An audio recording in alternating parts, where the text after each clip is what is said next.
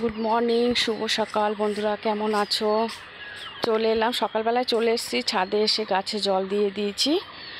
আর এসে দেখি, আগের দিন দেখিয়েছিলাম গাছে টমেটো হয়েছে, দেখি পাকা টমেটোগুলো সব পাখিতে খেয়ে যাচ্ছে। তাই যেগুলো একটু বড় হয়েছে এগুলো তুলবো।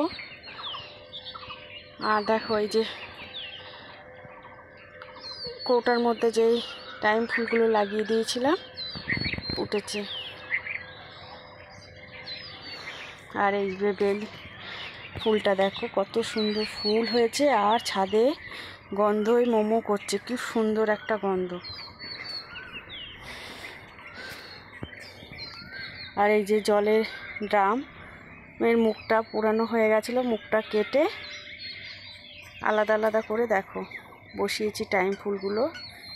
এখানে ফুলও দিয়েছে, আর গাছের চেয়ারটা খুব সুন্দর, কেননা অনেকটা মাটি পেয়েছে গাছে, খুব সুন্দর।